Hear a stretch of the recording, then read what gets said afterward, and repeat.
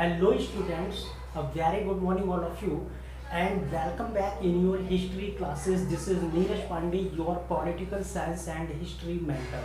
And student, as you know that we discuss sorry, we discuss about the chapter number 2 in history, kings, farmers and towns. So today we are continuing our next topic, earliest states. What is earliest states?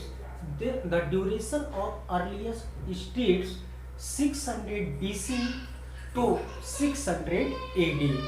हमने देखा कि भाई अभी तक हमने जो Indus civilisation देखा, इसी में हमने थोड़ा डिस्कस वैदिक सिविलाइजेशन का किया, इसी में हमने मौर्य डायनेस्टी का भी डिस्क्रिप्शन दिया, इसी में हमने गुप्ता डायनेस्टी को भी पढ़ा। क्योंकि इन सभी डायनेस्टी में, इन सभी सिविलाइजेशन में कहीं ना कहीं kings, farmers and towns play an important role in that civilisation. So today we are going to discuss about the new topic from the chapter number 2, earliest states. In this topic, our topic is महाजनपद, जिसको हम हिंदी में महाजनपद भी कहते हैं. वे महाजनपद कौन से थे? अब मैं आपको एक होमवर्क दे रहा हूँ कि at the present times how many states are in our country and how many union territories are in our country. Please type your answer in the comment box. ये क्या है? This is the homework for all students of class 12th humanities, especially history students. तो यहाँ पे महाजनपद क्या है? जैसे कि आज हमारे यहाँ जो स्टेट्स, स्टेट तो पता है, अभी तो मैं आपको बताऊंगा ना, क्योंकि ये वर्क आपका है. यूनियन टेरिटरी कितनी वो भी आपको बताना है. तो जैसे आज हमारी स्टेट्स हैं, जैसे यूपी है, बिहार है, बंगाल है, केरला है, कर्नाटका है, आंध्र प्रदेश है, उड़ीसा है, राजस्थान है, गुजरात है, असम है, हिमाचल प्रदेश है, एक्सेट्रा. तो इनकी कहीं ना कहीं कैपिटल्स भी है. ऐसे ही जब हम अर्लीस्ट स्टेट की बात करते हैं 600 BC, इसको हम 6th सेंचुरी भी बोल सकते हैं. भाई 1 सेंचुरी का मतलब क्या होता है? 1 सेंचुरी इक्वल टू 100 ईयर्स. तो 600 BC का मतलब उस समय हमको कुछ एविडेंस मिली, और वो एविडेंस जो थे वो हमारी जैन लिटरेचर और बौद्ध लिटरेचर, जो बौद्ध लिटरेचर थे और जो जैन लिटरेचर थे, वो 600 BC में उस समय ये कहा था कि there were 16 mahajanapadas in India according to बौद्ध literature and according to Jain literature. अब वो बौद्ध लिटरेचर और जैन लिटरेचर था कौन सा? तो याद रखेंगे, देखिएगा. एक तो था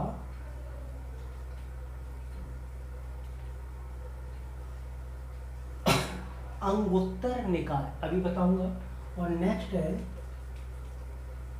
भगवती सूत्र, जिसको हम भगवती सूत्रा भी कहते हैं.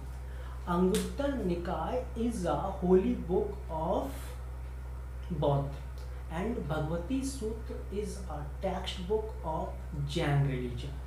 तो जब हमने इस बुक को हमने स्टडी किया तो हमने देखा कि अंगुत्तर निकाय, according to Anguttara Nikaya, this is a text book of Bauddh religions and there are 16 Mahajanapada are in our country.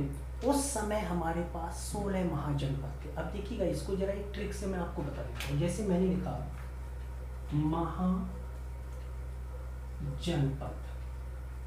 इसको अगर हम डिवाइड करें तो देखिएगा, महा अलग कर दो, जन अलग और पद अलग. देखिएगा, अगर जन की हम बात करें तो जन का मतलब होता है लोग, जिसको हम कहते हैं पब्लिक, और पद का मतलब होता है पैर. जहां लोगों के पैर पड़े वो क्या हो गया? जनपद हो गया. भाई जैसे जिले को क्या कहते हैं? जनपद कहते हैं. तो ऐसे जन मीन्स लोग और पद मीन्स पैर. जहां लोगों के पैर हो, भाई जहां लोग रह रहे हो, और भाई रह तो हर जगह रहे. फिर इसमें जब महा लिख दिया तो कहने का मतलब जहां बहुत सारे लोग रहते हो, एक एरिया बहुत बड़ा हो जाए, दैट इज कॉल्ड महाजनपदा. तो उस समय क्या थे? महाजनपद थे. जैसे आज हमारे यहाँ स्टेट्स है, वैसे उस समय बहुत बड़े बड़े महाजनपद थे. तो क्वेश्चन हो गया कि how many mahajanapadas were present in India, कि इंडिया कितने महाजनपदों से बना था, तो वहाँ पे हमारा आंसर होगा 16 महाजनपद। अब 16 महाजनपद देखिएगा, जब आप पेज नंबर खोलेंगे आई थिंक 29-30 पेज, तो उसमें हमें मिलेगा 16 महाजनपद लिस्ट मिलेगी उसमें। तो हमें उसकी कैपिटल भी याद करनी है कि जब हम सिविल सर्विसेज की तैयारी करेंगे, for example IAS and PCS की, तो उसमें 16 महाजनपद में से किसी ना एक महाजनपद की कैपिटल पूछ लिया जाता है। अब वो कौन कौन से थे देखिएगा, मैं आपको इन शॉर्ट में बता दे रहा हूँ। जैसे उस समय अंग हुआ करता था, मगध हुआ करता था, काशी हुआ करता था, पांचाल हुआ करता था, अवंती हुआ करता था, कुरु हुआ करता था, सूरसेन हुआ करता था जिसकी राजधानी मथुरा थी।